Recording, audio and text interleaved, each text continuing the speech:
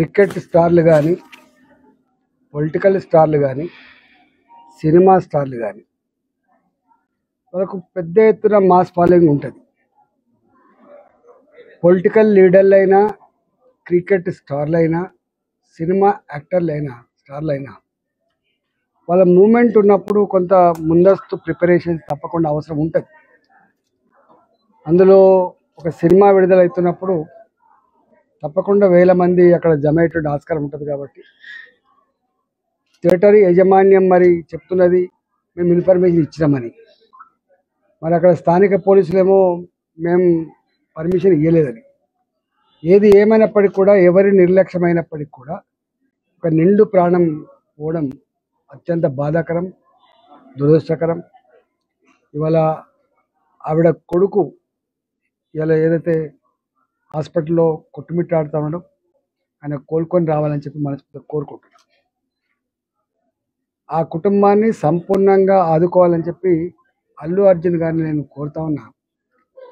రెండవది, ఆ బాబుకు సంబంధించినటువంటి మెడికల్ ఎక్స్పెండిచర్ అంతా కూడా వాళ్ళే భరించాలని చెప్పి కూడా భావిస్తున్నాం.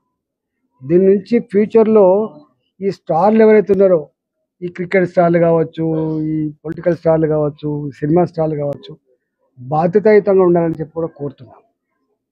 కానీ దీన్ని ఆసరా చేసుకొని ఇవాళ ప్రభుత్వం పెద్దలు, మరి ముఖ్యంగా ఈ రాష్ట్ర ముఖ్యమంత్రి గారు, సరే ఏం సంభాషణ జరిగిందో, వాళ్ళకి ఏం అహంకారం ఉందో నాకు సంబంధం లేదు, కానీ జనరల్గా విల్ఫుల్లీ, ఇంటెన్షనల్లీ ఒక మనిషి చనిపోవాలనో లేకపోతే ఒక మనిషికి ఇట్లా జరగాలని చెప్పి ఎవరు కోరుకోరు. వాస్తవం ఇవాళ ఇట్లాంటి జరగకుండా నియంత్రణ చర్యలు చేపట్టాలి, కానీ వాళ్ళని పిలిపించి పోలీసులు కూర్చోబెట్టి ఎంక్వైరీల పేరిట లేకపోతే వాంగ్మూలాల పేరిట తీసుకోవడం అనేది మంచిది. డెఫినెట్గా వాళ్ళకు పోలీసులకు మధ్య జరిగినటువంటి వాగ్వాదం అనేది మాకు తెలియదు. థియేటర్లో సిఐ గారి పట్ల ఏమేమనేది మాకు తెలియదు, కానీ ఇక్కడ వాళ్ళ అహంకారం ఉంటూ ఉండని. కానీ ఇట్లాంటి ప్రాక్టీస్ ఇవాళ ఈయన మీద అవుతుంది, రేపు ఇంకోరి మీద అవుతుంది, రేపు ఇంకోరి మీద అవుతుంది. సిస్టమ్ స్క్రాప్ కావాలి కదా, సిస్టమ్ ఉండాలి కదా. విల్ఫుల్గా కోర్టులో ఎప్పుడు కూడా ఏముంటుందంటే విల్ఫుల్, ఇంటెన్షనల్లీ అని ఒక సబ్జెక్ట్ ఉంటుంది. కానీ ఇక్కడ ఇట్లాంటి వాటిలో ఇంటెన్షన్ ఉండదు. ఆయన వచ్చినప్పుడే నామే ఇట్లా అవుతుంది అని చెప్పి ఎవరు ఊహించారు కదా. రాద్ధాంతం వాళ్ళు చేస్తున్నారు. ఇలా అందరినీ బెదిరించుకొని, ప్రభుత్వానికి రెండు విశేష అధికారాలు ఉంటాయి.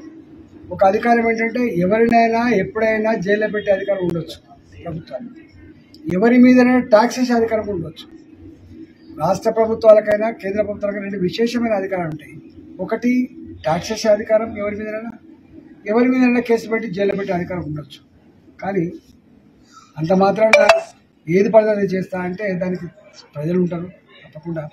కానీ ఒక్కటే, నేను ఆ కుటుంబం, నేను ఇక్కడికి వచ్చింది ఆ అబ్బాయి తొందరగా శ్రీతేజ జల్దీ కోలుకోవాలని, ఆ కుటుంబం శోకసప్త హృదయంతో ఉంది కాబట్టి వాళ్ళని అందరూ ఆదుకోవాలని, వాళ్ళ కుటుంబానికి మంచి ధైర్యాన్ని ఇవ్వాలని, ఆ కుటుంబం మంచిగా బతకడానికి కావాల్సిన అన్ని రకాల ఆర్థికపరమైన సపోర్ట్ చేయాలని చెప్పి కోరుతున్నాను. ఇది ఖచ్చితంగా జరగాల్సింది. ఎక్కడ బాగా వెళ్ళిపోయి చనిపోయి పేలి చనిపోయినప్పుడు కావచ్చు, లేకపోతే రకరకాల పద్ధతులు కావచ్చు, చనిపోయినప్పుడు ఒక సమాజం వాళ్ళ పట్ల సానుభూతి ఉంటుంది. కానీ ఇక్కడ వీళ్ళు దీని పెద్ద రాద్ధాంతం చేసేది భారతీయ జనతా పార్టీ కాదు, రాద్ధాంతం చేసేది కాంగ్రెస్ పార్టీ. దీని మీద గంటల తరబడి అసెంబ్లీలో ఉపన్యాసాలు ఇచ్చి మొత్తం ఆ వర్గాన్నే, ఆ ఇండస్ట్రీనే మొత్తం బోన్లు నిలబెట్టే ప్రయత్నం కూడా మంచిది కాదు. ఆయన అనుకుంటుండు.